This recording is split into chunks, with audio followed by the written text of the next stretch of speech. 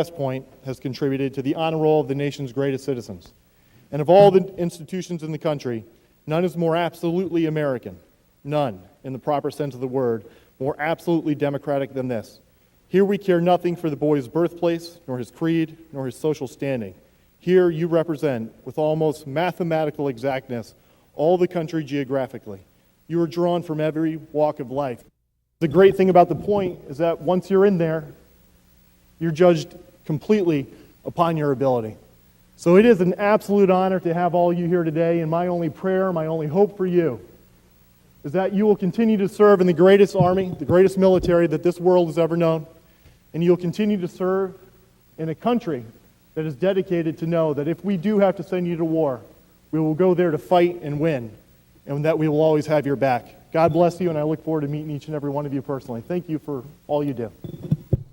All right, very good. Anything to add to that, Greg, before we get on to outsourcing? Or? No, I just seeing the cadets in the chamber. I'm an Air Force Academy graduate, and they are the best of the best. And I would just say to the kids that may be watching, this show, if there's ever anything that I can do to help you to attend a service academy, there's no education like it. And it was an honor to have them. Very good. All right, 4 minutes left. Let's talk about outsourcing of jobs. IBM in the process of doing that. They've been doing that, I guess, and you've led the charge against that. Also, after I served in the United States military as an Air Force captain, there was about a year and a half before I ran for office where I worked for an American construction company that had global operations. So one of the things they did, they actually were doing constructing projects in India. So we were actually the reverse of outsourcing. We were creating American jobs with American architects, American engineers, American construction managers with a fourth generation American company by building all around the world. So I spent months in India, which was a very interesting experience.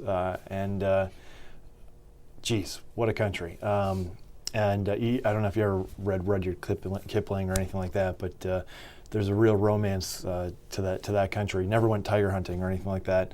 I was in Chennai, Madras. And at that time, I knew that IBM was shifting tens of thousands of jobs.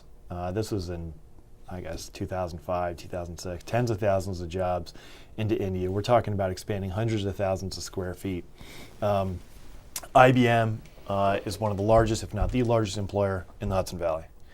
As a Republican, we have to understand why in New York State have we created such an openly hostile business environment that companies like IBM are finding it within their interest to shift large components, if not their entire business, overseas.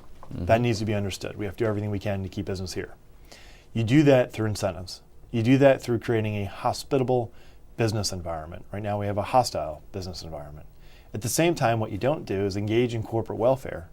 We are cutting checks in the tens of millions of dollars to large multinational corporations while they are contemporaneously and simultaneously outsourcing large components of their business. And by the way, while they're sitting at the negotiating table with the governor, and they did sit down with this governor, in December they were cut a $45 million check as a result of that negotiation.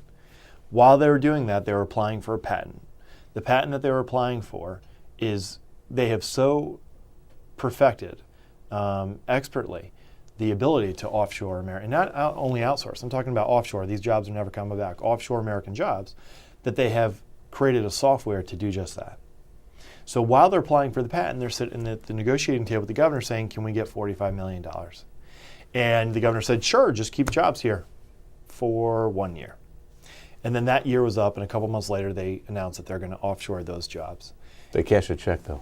Didn't they cash it? Absolutely. They cashed a check, then the jobs were cut. And in a future show, we'll show that I was, they dropped this budget, which was thousands of pages on our desk. It was still warm. And we found a nugget in there where it was another $50 million tucked away in this budget for them.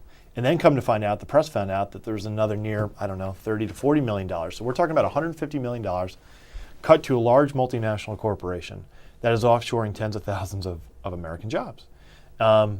We have to do whatever we can in the Hudson Valley to create and to support small, medium enterprises who do not find it convenient within their business model to offshore jobs. And we have to create jobs in the Hudson Valley that are part of the next economy that are not offshoreable. There's a lot of talk about green-collar jobs. We'll have to we have to 10 go? seconds. About 10 seconds. Oh, by the way, these windmills that are being built, guess where they're being built? They're being built in Vietnam. So if we don't get a hold of our offshoring, we're going to be creating green-collar jobs in places like Chennai and Vietnam. Our next show. All right? Don't miss it. Also, the gun debate. We'll get That's into right. that too next show. Bring popcorn That's next right. time. Assemblyman Greg Ball, thank you for joining us. Always a pleasure. Thank you for joining us on this edition of Assembly Calendar. We'll see you soon. I'm Ted Flynn.